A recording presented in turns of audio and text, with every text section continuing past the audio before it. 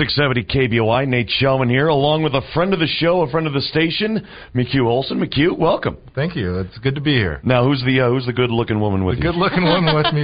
That's debatable. That'd be my wife. I married up, and her name's Heather Olson. Both of you and Heather, have an interesting story that people might not be aware of, a condition that's out there. Tell me what you guys are in for.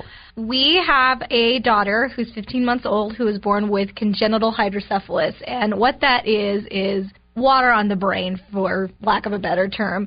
It's basically where the spinal fluid, the cerebrospinal fluid that cushions your brain, which everybody has and everybody makes it and eliminates it on a consistent basis. Well, hers, she can't eliminate it the way everybody else does. It doesn't drain out properly from her brain. So she was born early to have a shunt installed, which is essentially an artificial drain, so that the fluid in her brain that's extra can drain out and no longer put pressure on her brain. So basically the hydraulics aren't working correctly. Yeah, kind of.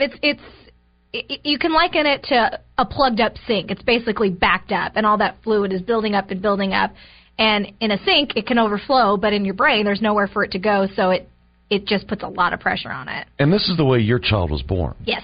Because I actually have had friends who have been in accidents who have developed this condition. So it's something that can be it's something that could be congenital, or something that can happen as a result of an accident. Congenital at birth or acquired as a result of an accident. There's actually about 350,000 older Americans living with normal pressure hydrocephalus, and some of them don't even know they have it because it often goes misdiagnosed or undiagnosed as Alzheimer's or dementia. You're losing that brain functioning because of that pressure, but you don't know what the cause is. Hydrocephalus is very common in babies. It's about 1 out of every 1,000 kids born are born with hydrocephalus. And the other interesting thing about hydrocephalus is that we spend about $1 billion in healthcare costs on it a year, but there's only about $1 million that go into research for it. The only treatment is surgical. There is no other medical treatment other than the placement of a shunt. So we're just trying to get the word out to, number one, get a support group going in this community because there isn't one right now. And to number two, just spread that awareness so that the more people in this country that know about it, the more funds that we can raise for hydrocephalus to find a cure. McHugh and Heather Olson joining me here on 670 KBOI. McHugh, talking about a support group, are you guys aware of any other families dealing with this same disease? We've heard of one other family in the community that we've heard about through just some networks that we're in, but we haven't really seen many other families with this in the community. But we definitely know that there has to be other families that are affected by hydrocephalus. There is one neonatal neurosurgeon in the community. So there's one person that's working on these little guys, and so there has to be more families out there that are affected by hydrocephalus. Were they aware right away of the disease? Were they aware right away what was going on? Sure.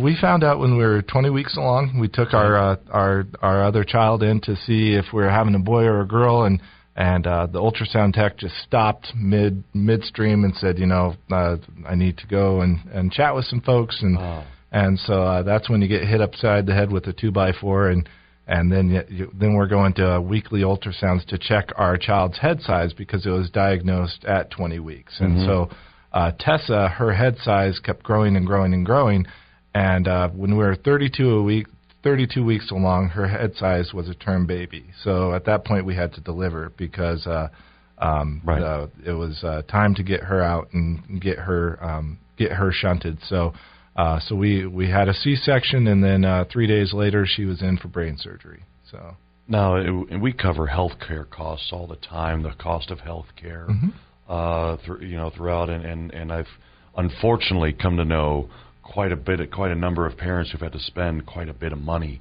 right after their child was born. Sure. Millions of dollars being shipped across the country and shipped back just for treatments. What did you guys have to do for your child? We actually found out about some new research out there at the University of Duke where we had a cord blood infusion done with our child. She was cord blood is the blood in your umbilical cord. It has stem cells in it.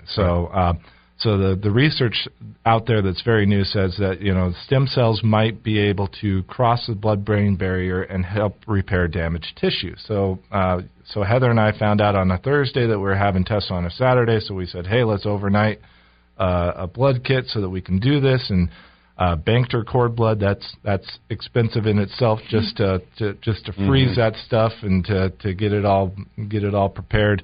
And then ultimately we shipped that cord blood out to Duke. We flew our child out to Duke. We flew ourselves out there. We had this procedure done. It was classified as experimental, so healthcare does not cover that sort of thing. So, you learn a lot about healthcare when you have a child with special needs. You learn about lifetime caps and what a lifetime cap means, and you worry about, wow, do I need to find another job because I can't provide for my child with the current insurance policy that I'm under? It's interesting to see how all that works and to see how close you can reach a cap with a child. Unbelievable. And how fast you can reach a cap, because her NICU bill alone, because she spent 56 days in the hospital after she was born, and that cost alone was over $300,000 for 2 months in the hospital. So, and because hydrocephalus is a lifelong condition, she will, and one shunt never lasts forever. It can malfunction. We've been very fortunate in that she's had no problems with her shunt whatsoever thus far, but a lot of babies have multiple surgeries within their first year. So as you can imagine, if you have $1 million cap, you're going to hit that really fast.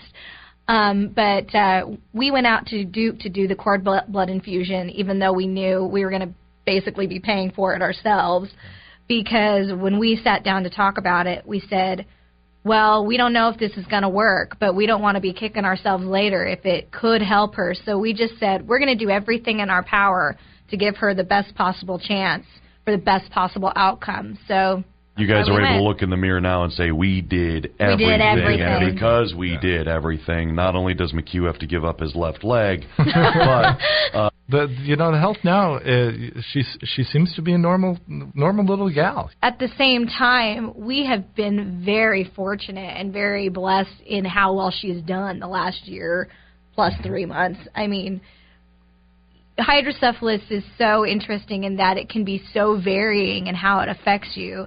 And on websites and groups that I've been in, I mean, there's kids on the other side of the country that had multiple surgeries in the first year and had seizures and had vision problems and had hearing. So when I compare our experience to that, and you can't really compare because everybody's experience is unique, I still think, well, we could be doing this, or we could have been in hospitals in and out for much of the year. And really, yep, she spent that first 2 months there, and she's had the normal first-year kid bugs. But other than that, she's done really, really well. Appreciate you sharing me this. It seems to be a very intimate story about what the challenges you guys went through with your child. And a lot of people are out there, okay, I want to learn more. I want to learn more.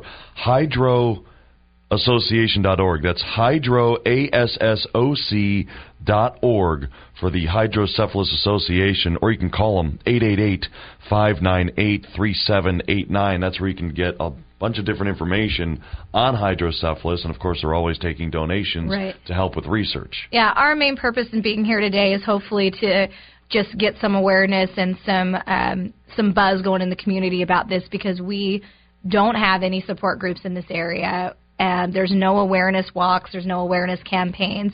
But like McHugh said earlier, there are people in this valley that are living with it. And if we can get a support group going in this area so that people don't feel they're alone, then we feel like we've done what we came here to do today. Heather, McHugh, I thank you both for joining me. Thank you.